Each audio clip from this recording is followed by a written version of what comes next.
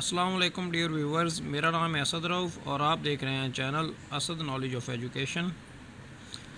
आज का जो हमारा टॉपिक है वो फ़र्स्ट ईयर केमिस्ट्री का है, जिसका नाम है चार्ल्स लॉ। तो चार्ल्स लॉ पढ़ने से पहले पहले हमें इसका पता होना चाहिए कि इसके वेरिएबल क्या हैं जी और कांस्टेंट क्या हैं। अब चार्ल्स लॉ में हम जो वेरिएबल है हमारे पास वो इसका एक टेम्परेचर है,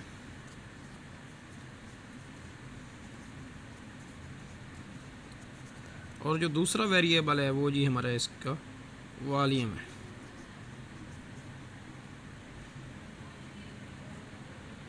इसमें दो वेरिएबल हैं, एक वेरिएबल का नाम है जी टेम्परेचर और दूसरे वेरिएबल का नाम है जी वॉल्यूम। हमने क्या करना है, वॉल्यूम हमने टेम्परेचर को चेंज करना है, जिसके हिसाब से वॉल्यूम चेंज हो जाएगा।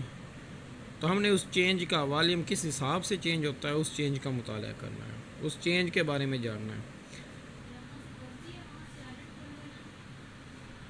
अब हम बात करते हैं इसके कांस्टेंट की। इसमें दो चीज़ें कांस्टेंट होती हैं, एक number of moles of a gas जिसको हम n से रिप्रेजेंट करते हैं, और दूसरा इसमें प्रेशर कांस्टेंट होता है। दूसरा इसमें क्या कांस्टेंट होता है जी, प्रेशर। अब प्रेशर बॉयल्स लॉ में वेरिएबल था, इधर कांस्टेंट है। तो नेक्स्ट हम चलते हैं इसकी डेफिनेशन पे। डेफिनेशन क्या है कि हम क्या लिखेंगे, एट कांस्टेंट प्रेशर। जो हमने कांस्टेंट लिया है वो क्या है जी, एट कांस्टेंट प्रेशर, ये हमने लिखा। ये चेंज वेरिएबल क्या है, ठीक है, वेरिएबल है वॉल्यूम, पहला variable. At constant pressure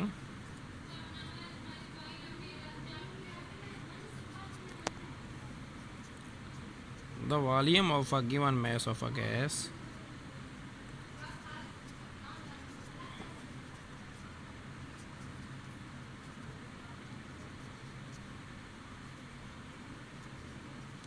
is increased when we increases temperature।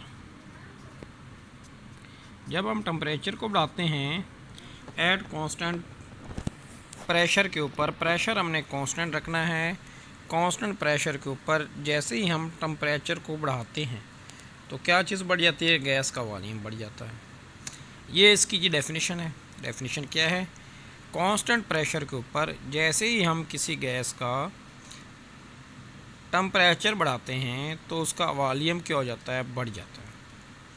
तो इसको हम मैथमेटिकली किस तरह लिखेंगे, मैथमेटिकली फॉर्म इसकी हम बनाएंगे कि हमारे पास ये जो वॉल्यूम है वो डायरेक्टली प्रोपोर्शनल है टेम्परेचर के। मतलब टेम्परेचर बढ़ाएंगे तो वॉल्यूम बढ़ जाएगा, और टेम्परेचर घटाएंगे तो वॉल्यूम घट जाएगा।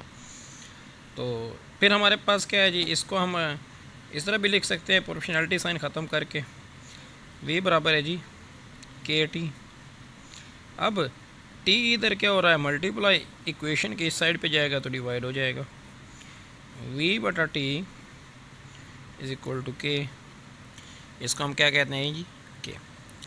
अब इससे हम इसकी एक नई डेफिनेशन करेंगे कि अगर हम वॉल्यूम और टेम्परेचर का जो डिविजिबल लेते हैं वो, अब पिछले में प्रोडक्ट था, इसमें डिविजिबल है वॉल्यूम और टेम्परेचर का। अगर हम डिविजिबल लेते हैं, अगर हम रेशो लेते हैं, वो हमेशा ही एक कांस्टेंट क्वांटिटी रहती है। मतलब उसको हम यूँ भी कह सकते हैं, v1 बटा t1 is equal to v2 बटा t2 इज़ इक्वल टू के। ये हमेशा क्या रहती है जी, कांस्टेंट क्वांटिटी रहती है, ये नहीं बदलती। फॉर एग्ज़ाम्पल जितना हम टेम्परेचर बढ़ाएंगे उतना वॉल्यूम बढ़ जाएगा, तो जवाब सेम रहेगा। फिर मतलब ये कांस्टेंट क्वांटिटी रहती है, ये चेंज नहीं होती। तो इसको हम आगे प्रूव करेंगे किसमें, एक्सपेरिमेंटल वेरिफिकेशन में। तो हम इसकी आज एक्सपेरिमेंटल वेरिफिकेशन आगे नेक्स्ट स्टार्ट करते हैं। तो ये जी हमारे पास इसकी एक्सपेरिमेंटल वेरिफिकेशन है। इसमें अब हम देखें, हमने एक सिलेंडर लिया है, उसके अंदर ये जी हमारे पास मूवेबल पिस्टन है, उसके ये पिस्टन है सिलेंडर का, ये जी मूवेबल है। तो ये इस सिलेंडर के अंदर गैस के मॉलिक्यूल हैं। तो इब्तदाई टेम्परेचर पे ये पड़ा हुआ है जी हमारे पास। जो इब्तदाई टेम्परेचर है फॉर एग्जांपल उसका हमने कह दिया है T1। जो उसका वॉल्यूम है उसको हमने कह दिया है V1। ये जी स्पून में पड़ा हुआ है, हमने इसको उठा के क्या कर दिया है, आंच पे रख दिया है, आग पे रख दिया है, इसको हीट किया है। मतलब इसको हीट करने का मतलब क्या है, इसको हमने क्या देना है जी, टेम्परेचर बढ़ाना है, इसका टेम्परेचर बढ़ाना है। जैसे ही हमने टेम्परेचर बढ़ाया, गैस के मॉलिक्यूल की काइनेटिक एनर्जी बढ़ गई। जैसे गैस के मॉलिक्यूल की काइनेटिक एनर्जी बढ़ गई, वो दूर दूर हो गए एक दूसरे से। वो दूर दूर हो गए तो उन्होंने क्या किया, इस पिस्टन पे ज़्यादा प्रेशर लगाया। ज़्यादा प्रेशर लगाया तो पिस्टन थोड़ा सा ऊपर उठ गया, जिससे गैस का वॉल्यूम क्या हो गया, इंक्रीज़ हो गया। तो इस लिहाज से हम क्या कहते हैं कि at high temperature the molecule of the gases occupy more volume.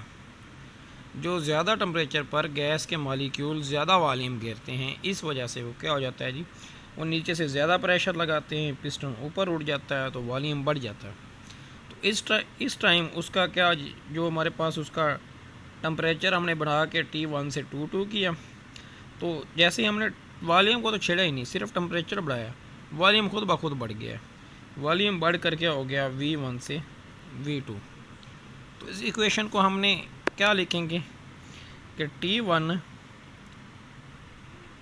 हम लिखेंगे V1 बटा T1 is equal to V2 बटा T2। जितना हम टेम्परेचर इंक्रीज़ करेंगे उतना ही वॉल्यूम इंक्रीज़ हो जाएगा। तो इसके आंसर पे कोई फ़र्क नहीं पड़ेगा, तो ये बराबर आ जाएगा के। ये हमेशा एक कांस्टेंट क्वांटिटी रहती है।